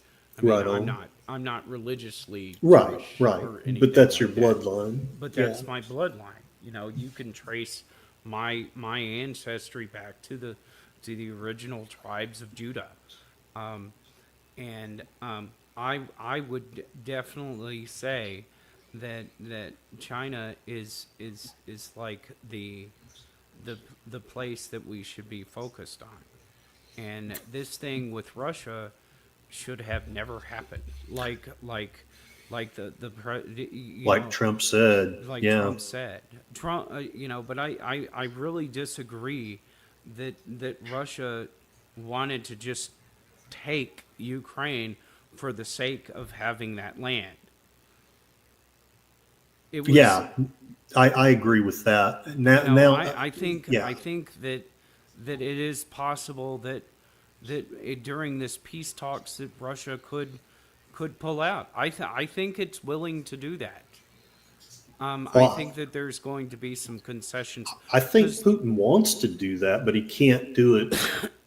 I He can't do it without something well to, the parliament doesn't want the whole governing body doesn't want that. doesn't want that because Yeah. they have enough trouble because they have a restriction in their infrastructure because most of the I mean, all of this is livable land, but it's not really land that you could put trains and they haven't built their infrastructure up like the United States have.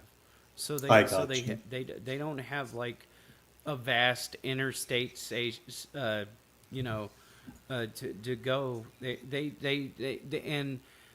That's one of the big things is that and that's not a reason for them to take more land.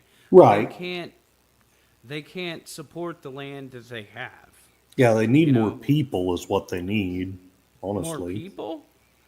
I mean, that's just my thought. Do you think not? Do you think that their population's adequate for the amount of land that they have? I mean, I think, I mean, it's they're not like us, in the way that like, they're, I mean, it's a mix of the two things. I don't think they need more people, because they have plenty of people. They're actually a lot more comfortable and spread out than the U.S. is. Oh yeah. Because most people here live in like the big cities, and it's true that there are few overpopulated cities in Russia, but a lot of their population is out in rural, Russia, and most of that are just like dirt roads and things. Hmm. It's a lot like the United States, during the before, you know, I think it was the Eisenhower Interstate set, Hmm. before all that was in completed, but Russia did have sort of a grand infrastructure before, and most of that boomed during World War I and World War II. But they don't have the same infrastructure, and to like make Poland per se a part of Russia, that would not, they don't have that aspiration, you know. Yeah, I think one of the mistakes that people make is that they conflate Putin with Stalin, and I think that that's a mistake. If They're not taught otherwise. no, they're not. No, they're not. If you don't mind, let's finish the stream by talking about your experience as an author. I'd love to at least discuss your books a little bit, and then I'm going to basically read the rest of the chat, thank everybody, and call it a stream if that's all right. Oh yeah, we definitely have to talk to chat. You got it. But go ahead and talk about your books if you don't mind. What's your experience as an author been like? And I want to make a few comments about the little bit that I've been reading. But first, I want to hear from yourself Well, what your experience has been. whenever I finished the manuscript and I got it all, 'cause with my first book, Soldier of Pain, I sent it off, just, I mean, it wasn't necessarily, um, I wasn't too serious about it because I knew that I was an unheard of author and stuff, I and understand. like, companies are not just they're just not going to take. Um, hold on, it's too hot in my room. Give me Oh, just a second. yeah, sure. In the meanwhile, Darth Plato, U.S. sees Russia as at its weakest point since 1920. That's why the State Department has pushed for this war so hard. The State Department would love for Russia to shrink so that it can be partitioned. Darth Plato also says it's not Putin's goal to expand Russia. It's not the boogeyman. I doubt Russia has more nukes than the United States. Darth Plato doubts it very much. Well, Matt I'm Cheat? just talking about production numbers and stuff that we know, in the treaties and stuff like that. That, Yeah. nobody knows how many nukes we have, and nobody knows how many nukes Russia actually has. And I think that there may be less, because those facilities, those nuclear missiles, they have to be maintained, and I'm not sure that they've put a priority on the nukes in Russia like we have. You know, um, so Putin invaded Ukraine. Ukraine didn't invade Russia. Yeah, that is true, but you know, the people don't. there, which their opinion, not ours, is what's important. The people of Ukraine and the people of Russia is those perspectives are what's important. You know, um, so you've got to look at it over those terms. It's not like the U.S. invading Mexico. Mm. You know, it's not the same. You know, they're so they're not just so close. Ukraine used to be a part of Russia. You know, they're essentially ethnically Russians. You know, and the Ukraine has kind of made this culture war against the people of Ukraine that want that want to speak Russian and things like that, and live like Russians, you know, and in that way, a lot of the people, you know, like in the East, they just were like, you know, kind of like, you know, yay, we get what we want, but you know, this is, you know, but like I've said, they've put this massive humanitarian effort to displace all these people from Ukraine, instead of just you know, because if a country is going to like occupy territory, they're going to kill most of the population. Yeah. You know, and sadly that's the truth about these things. But you know, I really believe that a lot of these people, you know, in the Ukraine, they want to be part of Russia anyway, or they don't care, you know. And most of that's like in the eastern Ukraine. Yeah, right on.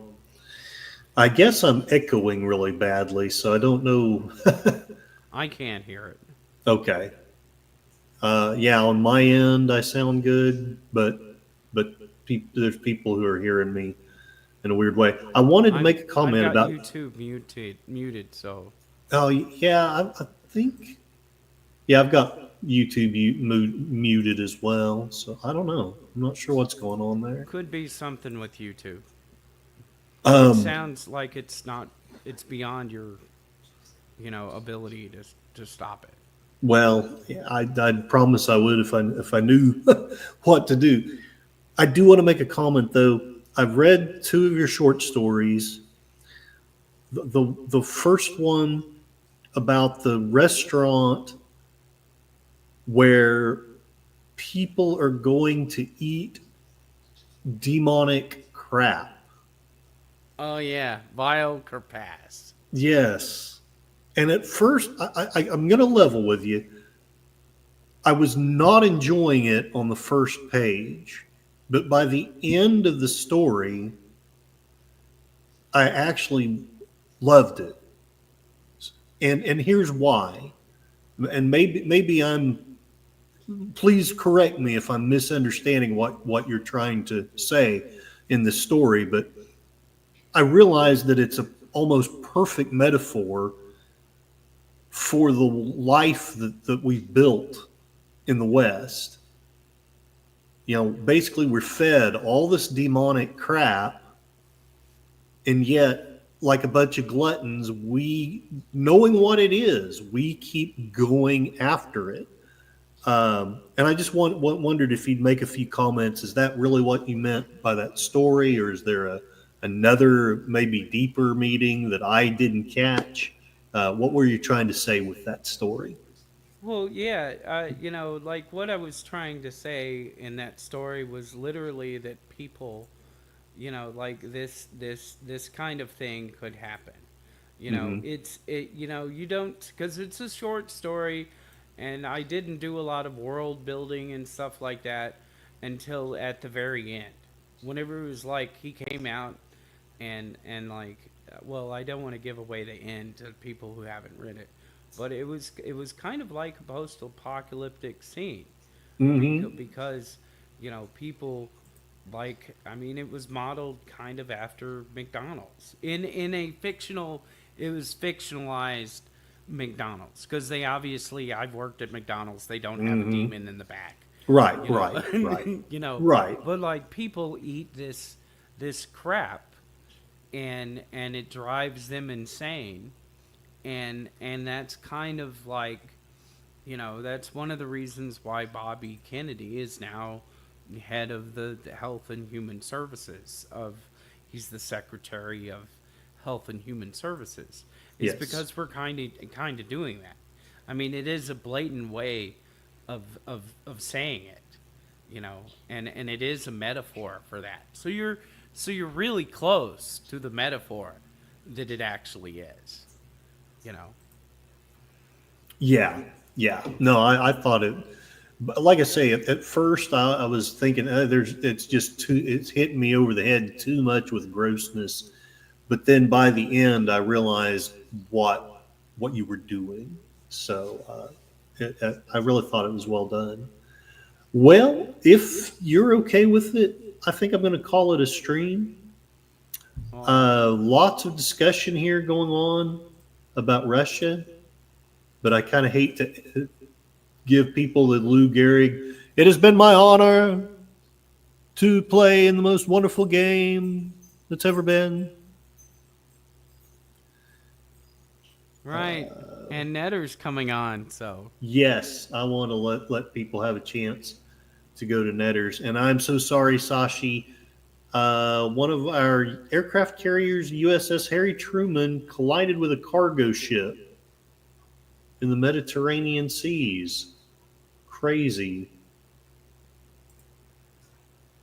English speaking Canadians. Let me take a look at the poll here and see what I'm talking about. It looks like people want me to talk about Doge, good or evil, 46%. So that is what we will talk about. So I apologize. I never did talk about DEI, but maybe at some later date. Okay, let's get the soft prone going.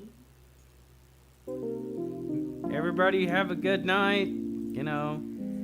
Good night to one and all. If you Thank could- you if very could much. Subscribe to my channel if you want Yes, to leave please. comments on the community and give me suggestions for content. I would greatly appreciate it. And yeah, Netter's Network's going to be on real soon, so Quite soon. I'll try to be quick here. Thank you, Toby, for being on the panel and giving the discussion about Russia and why you believe that Russia is actually, maybe not, I don't know if I should put words in your mouth, but Russia is basically not the villain in this scenario. I don't know. Let's just say I respect your view very highly because I get that. well, I think about it like this, it's not something that we would not have done if Yeah. the situation. I think people just have feels because they're told, all this other stuff, and we don't understand Russia where we should. We should understand them. Right on. And I don't think we would have done anything different. And that's kind of that. Yeah, you're right. They're not the villains in this story. Well, I would like to thank you one and all. I'm going to end the stream. Don't mean to be abrupt, but Netters is probably coming on. If not as we speak, she will be within minutes, if not seconds. I thought it was 7:30, but Was it 7:30? I thought she was coming on right now. Well, anyway, I'll give everybody time to get on there. Thank you, everyone that was in the chat. Very thoughtful comments. And I hope everyone has a wonderful. Yeah, I appreciate all the comments. One last thing. What is there any streams or anything? I know your books, and I'm not meaning to poo-poo them. They're that needs to be promoted. But do you have any streams coming up, or are you going to be making any videos in the near future? I hope to make some video for the introduction for David Mott, the main character in Soldier of Pain. Okay. Because you've heard that. Yeah.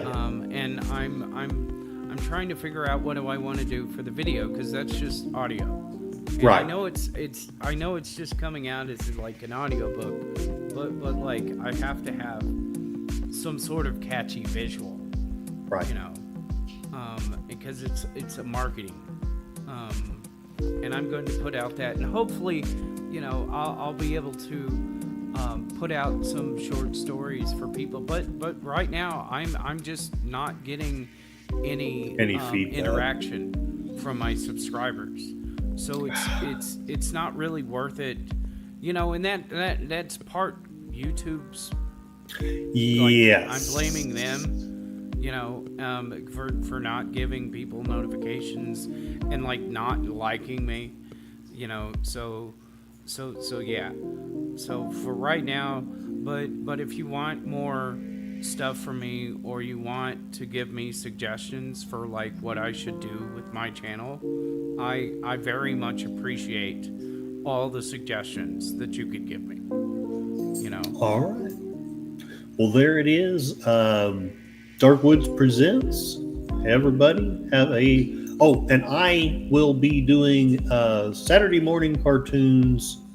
Saturday morning, we will be doing a watch party of Akira.